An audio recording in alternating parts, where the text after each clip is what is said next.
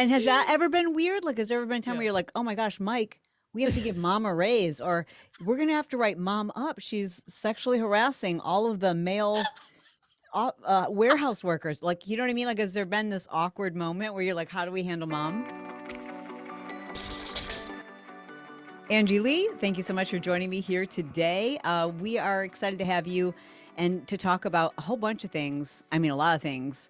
I guess this is kind of like almost like talking through things that I'm thinking through myself. First of all, you are an incredibly talented entrepreneur. You are someone who understands marketing and social media and influencer marketing, and you are building this incredible wellness company, Physical Products, which is a pretty interesting thing. We could talk endlessly about that. But there's also something that you and I both do that I think a lot of entrepreneurs struggle with to find a balance there, and that is working with family. So can we talk about all those things today? Yeah, let's do it. Okay, cool. Well, this really became like obvious to me. Obviously, we've been collaborating. I got to work with My Soul CBD. Are you the CEO of My Soul CBD?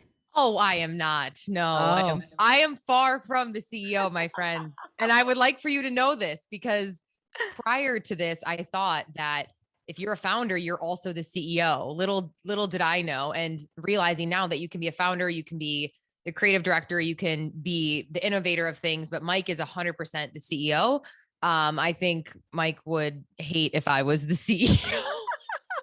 well, by the way, for those people who don't know, Mike is her brother, Mike Lee, and he's a professional boxer. And the two of them founded a CBD company that I fell in love with for a lot of different reasons. I'm going to link to a show where we're specifically talking about CBD and all the things you need to know about it, and this really cool product that we were able to collaborate on, which was great to be able to say, I wish there was a company that I love these capsules that I take for sleep.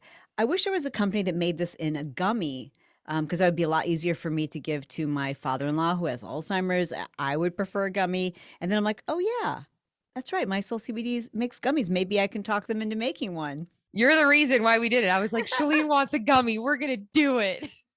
But it was cool to see the way the two of you work together. It was also fascinating. So I don't know if you guys are just like really get along publicly, and if it's more difficult on the inside. Like, so first of all, tell me what reservations you had about going into business with your brother.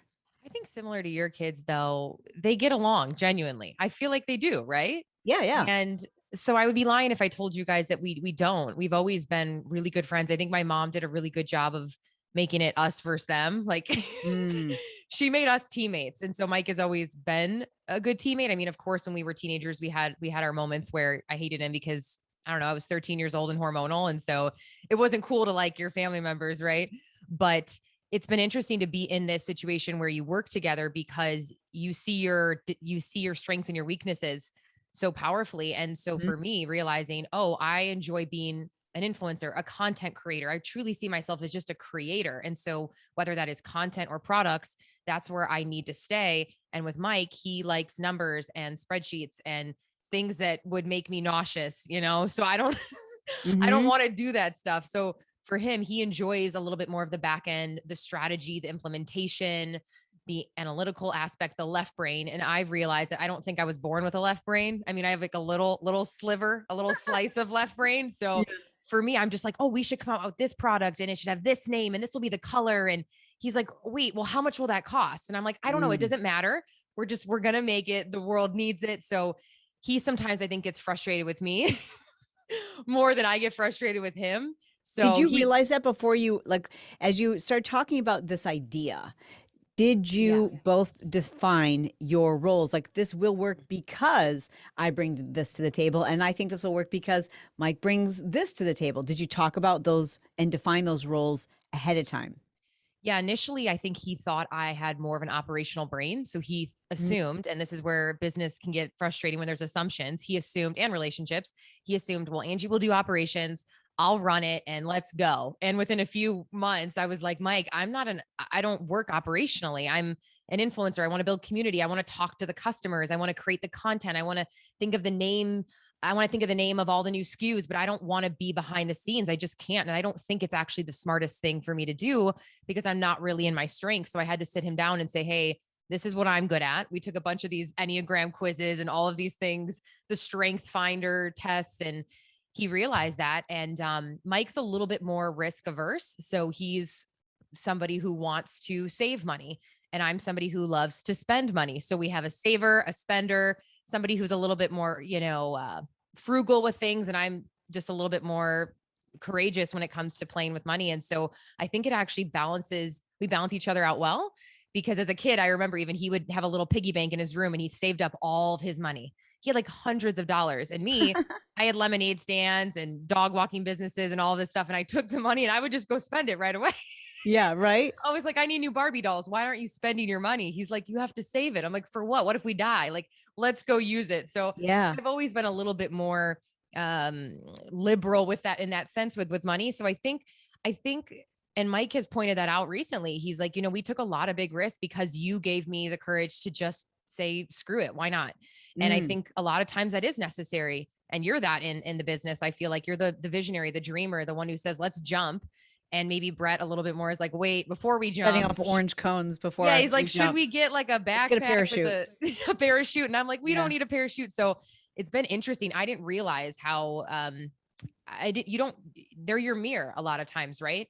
Like a relationship. You don't know what you're like until you're with someone else to see what you're really like. So Mike has made me realize how different we are. But I think if we were exactly the same, it wouldn't work. So let me ask you about, because I know there's a lot of people out there right now who have considered going into business with maybe their partner or another family member, not necessarily a spouse, but like a brother or sister or one of your kids or a parent. What are some of the things that, I mean, obviously you guys, it's worked out, or thus far it has. But if it didn't work out, do you suggest that people have like legal agreements in place or some type of protection that enables you to salvage the relationship if things don't work out business wise? Or are you just winging it?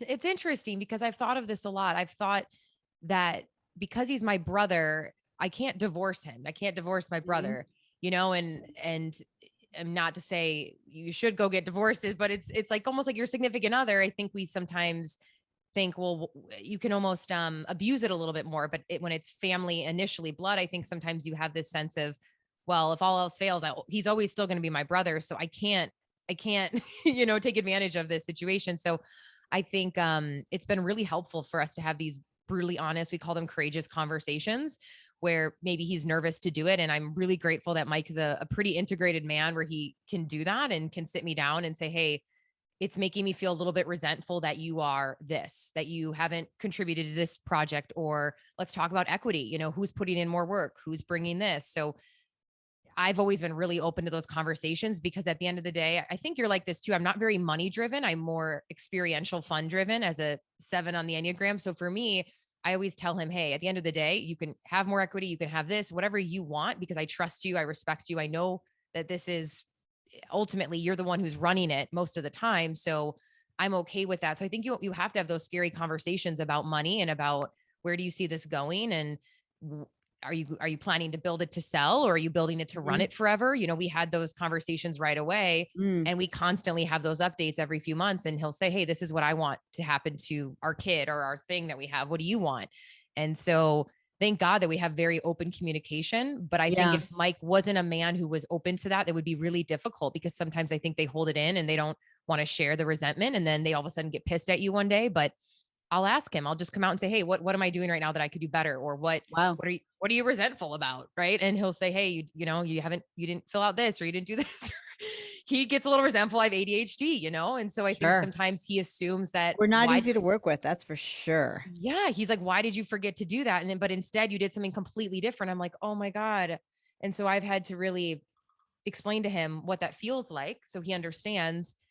And we just have really open communication. That's huge. And I love him more than I love the business, right? Of course I do. At the end of the day, if whether we sell it in 20 months and that's the vision, or we don't, and we somehow, I don't know, it made us $0, even though we're already in the positive, I choose him over everything. And I think you have to It's like you and Brett, like you would choose him over business. And I think you have to choose your family over it. So we just went in with a healthy mindset. It But sounds Mike, like you've done a lot of doing this kind of as you go organically. Like yeah, maybe some of these things you didn't have figured out initially, but yeah. you're willing to listen and to have open communication, put each other first, your relationship as siblings first, business second. Is that accurate? Absolutely. Putting that first and then always being open to learning. I didn't know a lot about CPG, DTC before I started. I knew about selling What are courses those things? oh, consumer product goods direct to consumer. So a DTC brand is any physical product e-commerce brand. And I didn't know a lot about e-com. Mike knew some about e-com, but we didn't know a ton about the world or the business of cannabis, but we were passionate about CBD. And so I was like, hey, listen, we'll figure it out as we go. Let's hire mentors. Let's put $60,000 into this. So we put 60 grand in. And now to think what we've done with that is insane, because at the time that was a big chunk of money that we were like, oh my gosh, what if we don't see it again? And I was like, well, oh well. 60 And each or 60 it combined? was about 40, 50, about 70 grand total. Uh-huh. 70 grand total.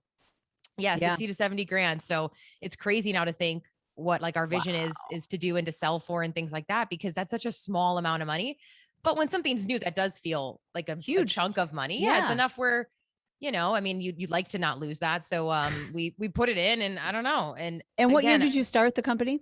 2000, at the end of 2017. Yeah. Wow. So let Wow. me talk to you. Communication is it sounds to me like you would attribute the success of your working relationship. Yeah. And I know that you and Mike, like you vacation together, you hang out together, you share a lot of the same friends, even, Yeah. and I don't know how many years there are between you, but I'm curious if you have ever had experiences where you're like, I really don't want to talk about work right now. Like, no. And how do you handle that? Yeah, so I'm 31, he's 34, so 3 years apart. And yeah, because Mike is so a 3 on the Enneagram. If you've done it, he is the achiever. He needs that to feel loved and to feel accomplished, and he's always thinking about goals and money, and that is him to a T, which I love. And I'm like, hey, for our team retreat next week, let's all sit in a circle and go around and say what we love about each other. And he's like, no, we're having a marketing meeting. I'm like, no. This is important. So he likes it. He'll admit, he's like, okay, you're right. We probably should all do this, but I think we balance each other out in that aspect. So yeah, there's been times where he wants to talk about business and I'll say, hey, we're on vacation right now. Let's just have fun. Let's Okay. not discuss it. So we have pretty And clear does he boundaries ever with have it. to do that with you? And is that awkward or do you both just respect that?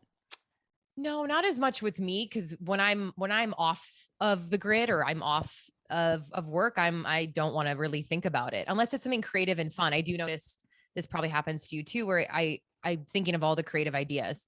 I think what he doesn't like sometimes is the pace of how I think about things. I'm like, okay, so we have the gummies, and then we have an ADD drink, and then what if we do this, and then what if we do this? And he's like, Ange, we cannot move that fast. Is it the And I pace or is it the it's lack of focus? it's the pace.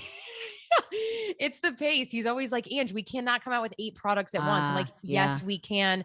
Let's do it. We have a big team now. Let's do it. And he's like, dude, you're driving me crazy. So we're just polar opposites. But I think if you see that as what are the benefits of that person being my opposite, then I think it can work. But I do think working with family is really hard. I No, don't, if I'm not mistaken, right? I could be wrong, but you also work with your mom or she works with both of you Yeah, sometimes? yeah. So she's on the team as well. In the beginning, she asked to. She was like, "I want to be part of this." We were like, "All right, we trust you." So she had Really? a So background. if Marge came to me and said, Mhm. I want to be a part of Team Johnson, I'd be like, okay, well, when we launch a line dancing product, you will be our top influencer. Like, I mean, I cannot imagine. Yeah, So, did you already have an idea or a role thinking about her strengths? yeah, Because that's really tricky. yeah. She's extremely organized. My mom is so details oriented, left brain, organized, loves bookkeeping, loves customer service. She's obsessed with that. And so we saw that she already had skills in it, and she said, let's do it. Our intention was for it to just be the first few months, because when you have a startup, it's your baby that you're so protective of. So the finances and everything, you want to keep it in house, because we didn't know what was going to happen. Is this going to grow? Is it not? Who do we trust? I mean, we were in my guest room packaging, all of it in the beginning. I was the shipping lady. So I'm doing the boxes. Mike's printing out the labels. My mom's like filling out the stuff because you don't have a ton to spend. So it's not like we could hire somebody a full-time salary in the beginning. So we had people we trusted that wanted to be part of it. And now years later, she's still in it because she loves it. And we were like, well, we were only supposed to hire you for a few months. And has that ever been weird? Like, has there ever been a time where you're like, oh my gosh, Mike, we have to give mom a raise, or we're going to have to write mom up. She's sexually harassing all of the male warehouse workers. Like, you know what I mean? Like, has there been this awkward moment where you're like, how do we handle mom? I mean, my mom is super cute. So yeah, she's just always sexually harassing everyone. Mike always jokes. He's like, we don't have HR. I am HR. Uh-oh. But, no, I think it's great. I think it's really cool. I think the benefit of working with family is making money with people that you love and helping people with people you love is one of the coolest things ever. Cause you feel like you're in this together and there's nobody else I trust that I can call to share vulnerable things with in business than someone that you already have a relationship with and that you trust. But yeah, she'll get the courage now. I tell her to tell us, I'm like, Mom, tell us to give you a raise, please. Tell us to ask for more equity, or you know what I mean? I'll tell her these things because she's very more quiet and shy. So she wouldn't ask. She's just such a helper that she wouldn't, but I'm telling her it's okay. Pretend that we're like any other company. What would you say right now? So now she asks for raises. I love it. From my own personal experience, for my daughter, she does a lot of our graphics and branding, but rather than hire her as an employee, she has her own business, she filed her own LLC, does her own, pays for her own attorneys and can commission for other people too, which she does all the time. And we're one of her clients as opposed to she being one of our employees. So she doesn't have to ask for time off. She doesn't have, you know what I mean? And so that's one way we've been able to set that up where it is less complicated and gives both of us that autonomy. Of course, we have an arrangement with my son too. We've got a business that we run together, and he also has a fiance, and she's got like a lot of skills and a lot of talents and a lot of things that like really would work with a couple of our brands. And as tempting as it is to pull her into, I just have to think, okay, how can I? Not just complicated for Brett and I, but I don't want their relationship to be complicated either. Yeah. So it's looking at in my opinion, you've got to look at the relationships first and not the money and not the business, and ask yourself like, okay, how can we do this where these are my favorite people on the planet, but it doesn't get messy. So we have boundaries and rules and protection in place. And when I say protection, not necessarily protection for the business, but protection for the relationships. Yeah. And recently I've been thinking you talk a lot about therapy, which I think is awesome and so healthy. Nobody talks about business partner therapy. And so that was something I was chatting about with Mike is, hey, let's go. It seems kind of silly because we're brother and sister and usually it's husband and wife, but let's go. We're working together and we might as well just do that. So I think that's a really good option for people. And I have some best friend founders who they do it as well. They go every week and they're just two best girlfriends who have built this massive brand and realized we need a therapist in between it. So I think that can be helpful. And there are a few moments where I've told my mom, and I've told Mike a little bit, but I love working together, but then there's moments where I wish you didn't, because when you see that person, you don't want to think of work. You just want to think of, Mike and I have a very playful, funny relationship. Comedy is kind of our connective tissue together. And so we love making hilarious 12-year-old just jokes. And I love just joking with him and being weird and sending memes all day to each other. I don't really want to talk about a conference call. I'd rather just send weird memes. So I've had to kind of figure out why does that feel weird for me to like, I don't want to miss that part of him because I love that part of him, and we like to joke around. So can you blend those? I mean, we've been able to, and I feel very fortunate in that regard. I'd like to shift the conversation to something I think a lot of entrepreneurs struggle with who have had success, right? For example, you have a direct-to-consumer product, a physical product, and you've had incredible success with that, which therefore makes you, in essence, a true marketing and business expert, right? I was thinking about Ezra Firestone. I'm not sure if you know who he is, but he started a natural beauty company with a partner when he was like 19 years old, and just like really figured out how to market this beauty product, so much so that it just exploded. I think they did $50 million in sales last year, which really then made him many years ago become one of the most sought after marketing experts, right? So then he's spending a lot of his time focusing on being up to date and a great educator, great speaker on marketing and business. And I'm in that category too, where it's like I've had tremendous success with a couple different businesses. And the reason why I have is because I'm good at marketing and business. So, and then here you are, Angie. How do you decide which is your identity, or are they both? And how do you focus on which hat you're going to wear and which one you're going to focus getting better at? Do you want to be better as a founder, or do you want to be better as a marketing and business expert? Oh, wow. I feel like I'm in therapy right now. Hello, everyone. Welcome to the therapy session. This is my therapist, Chalene. You're catching me during this weird, I call it a quarter life plus 6-year crisis, where I'm like, what do I do? Because I'm so multi-passionate that I'm like, am I an event host? Am I a podcaster? Am I a speaker? I want to be a comedian. I want to create content. Am I a founder? Am I a marketing expert? What do I see myself as? Because if you asked me, between you and I as friends, I'd say I see myself as a creator. I think at heart, that's really what I love to do. I just want to create content. I actually love being an influencer. I think it's great because you get to be paid by brands to be you and share things you love. It's my favorite thing to do. And so, but you also, part of your comedy is constantly making fun of influencers. Of course, you have to make fun of what you are. Yeah. Right. It's very self-deprecation. So I'm kind of in the season where I'm like, oh, I'd love to sit with that more and focus on that and expand with that more on Instagram, TikTok, and really see where that goes to just be like a full-time creator and podcaster and get out of the business sense. Cause that doesn't feel fun, but then I still have to be in it a bit. So I'm in this weird dance of really trying to solidify my strengths, because I think I can do a few things, but what should I do? And so I'm kind of in that interesting place where I see myself as wearing a few different hats. And I honestly was just telling Clay this the other day on a walk. I'm like, where is this all going? Like, I know how to build community, but what do I really want to do? Do I want to finish this book? Do I want to step into comedy? Do I want to, I'm in this spot. You're catching me in this spot. Yeah, no. And I see it, like, you and I text all the time, and, we'll be talking about something that's happening in social media, and you're like, that's it. That is why I am no longer in the marketing business influencer space. I'm done. I'm just focusing on physical products. I'm stepping away from this. It's gross. These are the people that, and things like this, where, that behavior or that reputation is just like, I don't want no part of it. I hate it. And then you're like, I'm going back full force into business mode. I'm just going to like sit behind the desk and figure out how to move more product. And then other times you're just like really excited about what's happening in social media. And so I feel that too sometimes. Like I go back and forth on, which excites me more. And I'm curious where you're at today. Yeah. Well, I think anytime you're ADHD and multi-passionate, this is super normal. I think we'd be lying if we said that this isn't how we feel.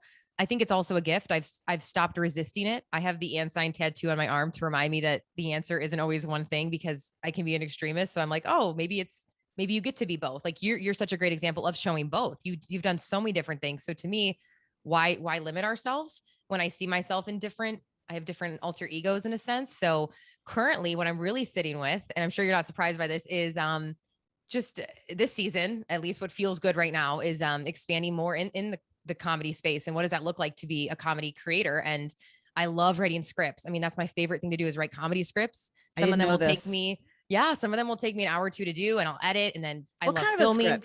I love editing my scripts for my reels, like the one that you saw. Yeah. So I wrote that out. I'll come out with the concept. I'll write the script. Sometimes Clay's a very good comedy writer. And so I'll like bounce it off of him, and I'll look at like what he thinks of it. And then I'll go back and forth. And so once I have that, then I'll put it in, I'll film it, which takes a bit. I mean, all this takes time. This takes like hours, and then editing it, getting all the jump cuts in. So I've found so much joy in that feels really, it's the flow state for me. So it feels really good and expressive. So right now I'm going to start doing some stand-up just to kind of like, really, like on a stage? Yeah, like going on stage. Where? What city and state? I want to buy tickets. Or this? I know. I'm like, is it amateur night? Like, can I sit in the front row? You and my mom and Mike and Clay will be the only ones Yes. there. You'll be like, yeah. Oh, isn't she cute?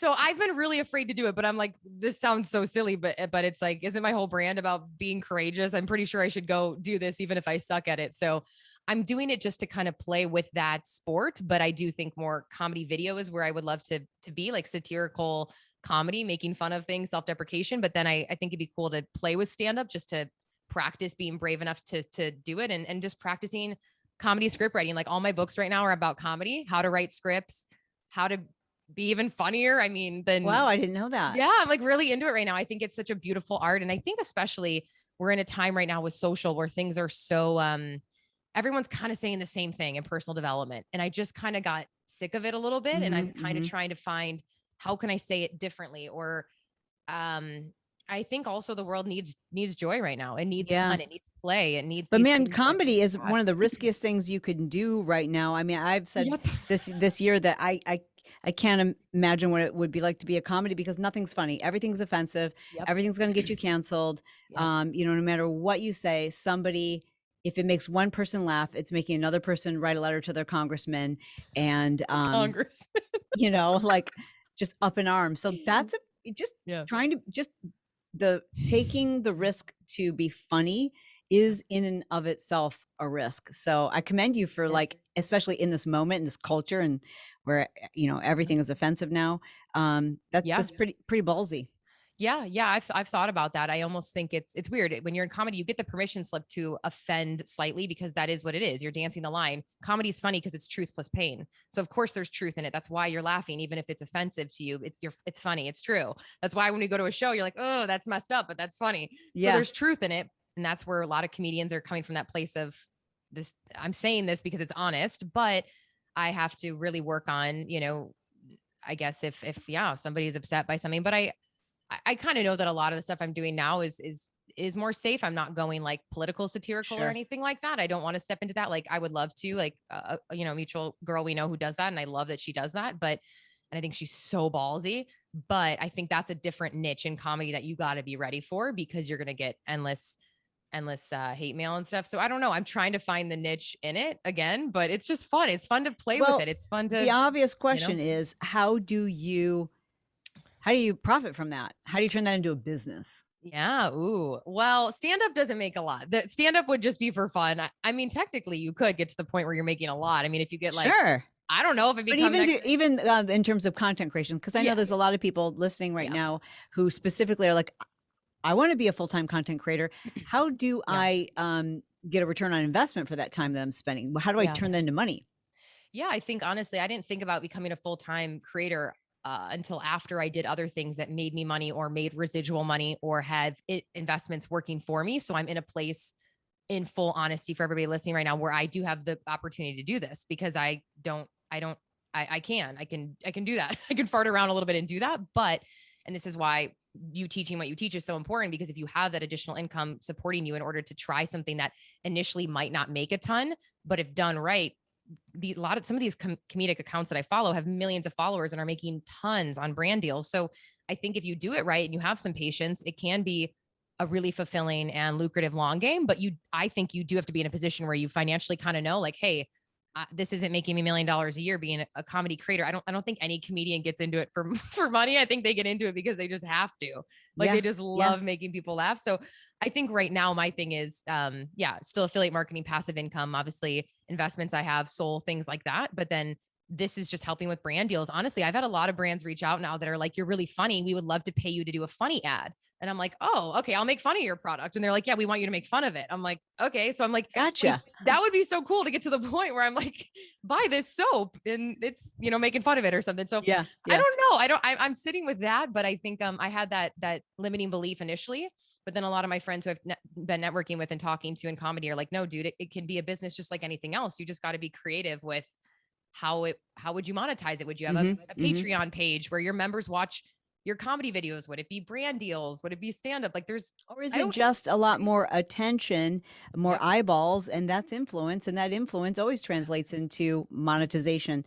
Angie, we both have like a lot in common. Midwest girls. I like to call you my little sister. We also have extreme ADHD. So we are like, when you put us together, lightning happens. and you have higher energy than like you are. When I think about someone who has ADHD, you are hyper. Like you have crazy energy. We vacation together, and I'm like, wow, it's 7 a.m., Angie. It's 7 a.m. But and so I'm a little bit more on the mellow side of the ADHD, Yeah. but not when it comes, my brain is just as hyperactive as yours. And I know for me that the only way I've been able to be successful is knowing who I need to have around me to help me stay in alignment. Yeah. What suggestions do you have? Because a lot of people who listen are, maybe they don't have ADHD, but they definitely know that they struggle with focus Mhm. and a lot of different interests. Everything catches their attention. Yeah. What suggestions do you have for people? What do you do that helps you to stay focused and stay on track in terms of like maybe habits or people that you have around you or permissions you give to people who are around you? Yeah. I love this. Yeah. I feel like you have ADHD without you're not as Hyper. hyper. I'm Yeah. jealous of that. I need your cool cucumber-ness. I need more CBD. Anyways, but I think a few things have come through now that I'm really aware of it, especially after doing the test. And I always knew I did, but now that I have more awareness around it, tactical things, of course, like working out before I expect myself to focus, get my body moving, batch creating content, my nootropics, eating well, sleeping well, all of those things. But I've also realized a huge thing for me is one, boundaries and taking as much as I can off my plate. That wasn't really necessary, but it felt sparkly and fun. So I thought I should do it. So hiring more integrators, virtual assistants, people to do things that I was doing because I didn't want to do the actual work. So I would go see that colorful, sparkly thing and would go do it. So boundaries has been huge, taking as much as I can off my plate to focus on what's in front of me. Batch creating days. I'm still working on this. And I think you're really good at this, but I don't know why initially it's so hard, but doing specific things on specific days. So if it's a content creation day, I'm just creating content. If it's a podcasting day, I'm just podcasting. If it's a soul day, I'm just doing soul meetings versus before I was doing all of it, a little bit every single day. Yeah. All of it, all the time is what I call it. All of it, all the time, because that felt good. And the other thing I've learned with ADHD is dopamine. So now I play with my dopamine. So whether that is after exercise, I feel that hit, I'm going to go record. I'm going to go create those reels. I'm going to go do it when I can milk that natural dopamine. Because when you got it, you got it. And you feel extremely intelligent and hyper focused. When you don't have it, you feel like just a slug who sucks at life and you can't do anything. Yeah. It's really discouraging. So I now play with the dopamine a bit. And I've realized, I don't know if you've ever thought about this, but I think more so than people who do not have ADHD, so the neurotypical, let's say, I think it's extremely important for us to do what we love, not because it's what you see on a cheesy Pinterest quote and it's do what you love and the money will follow. I think it's even more important because we need dopamine in order to follow through and actually do things. And so I've realized that when I do love something, I become obsessed and I go all in. And that's the reason why it succeeds. So if I'm not interested in something, it really doesn't happen. So now I'm just being honest with myself. I ask myself, Angie, do you really want to do that? Or do you think you should because your ego or other silly reasons? I don't know if you feel this, but if you're not into it 100%, it's like, it's just not happening. Absolutely. And I think it's getting to a place where I had to stop feeling guilty or embarrassed about the fact that I have a certain process I have to go through to get into the zone, which that zone for me is really just getting my dopamine up. And so like a normal person can say, okay, you're filming this video content at noon.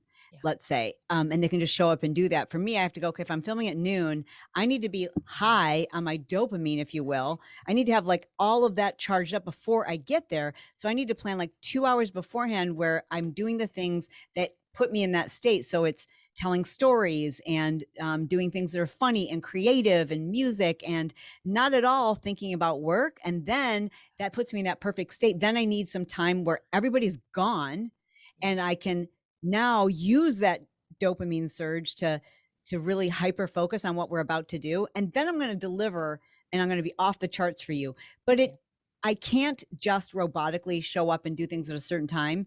I have to have that cushion to get myself into that zone in order to give you the best part of me. Yeah. And having push goals too, like you say, I think that's really important because we want to juggle a few things because it feels good and it gives us this false, maybe that's false dopamine, but what am I saying no to? So, okay, if I want to make the book the goal or an event the goal, whatever it is in front of me, I kind of have to be hyper focused. Hmm. I'm just someone who, when I was planning Pays to Be Brave, for example, that was my focus for an entire year, if not 2 years of my life. I was obsessed. That's all I did. That's all I thought about. That's all I focused on. And it became great because I was obsessed. And now I'm like, okay, what is the next goal? I Yeah. feel like that's the only way for ADHD to really follow through is with help, with focus, with a goal. And then you got to know your dopamine. You got to know, when is it high? When is it low? What stimulates it? I mean, it's like I it's think, like a drug literally that you got to yeah. play with. And I think that's probably one of the reasons why I found it so excruciatingly painful to write a book, because you really do have to produce a certain number of pages every single day. So if you're already working with a publisher, right?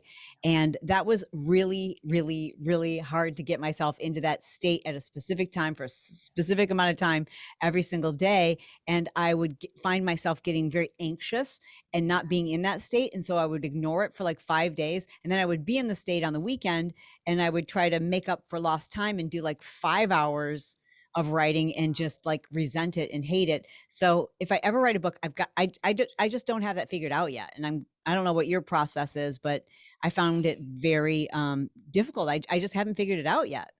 Yeah, I was going to ask you about this. I need to interview you on this because I was Or thinking of not. you. I was thinking of you the other day. I'm like, how does she do it? It's really painful. And I'm trying to find the difference between, do I hate this, or is this just kind of the sucky middle that I have to embrace? Because I had a ghostwriter, but then I think, similar to what you said, it's like I then threw away some of that. And now I just want to do it because I don't know, that's not my voice. And then it's a really difficult process that I'm kind of like, why do people do this? But I think Yeah. for some people, that similar to how they would say, I don't want to make a reel. You want to make a comedy reel? That sounds Yeah. painful. And I'm Yeah. like, I would do it all day. And for them, they want to sit there and write, And so I think Brene Brown would say, I write because I'm a writer. And I think a singer would say, I sing because I say I'm a singer. I Yeah. think, Yeah. I think Yeah. you got to find your thing. I think so many times online, we're scrolling and doing what the other person's doing. But in reality, maybe that's not your gift or your strength. So Yeah. maybe I'm just not a writer, but I'll finish it at some point. But I don't think I'm a writer.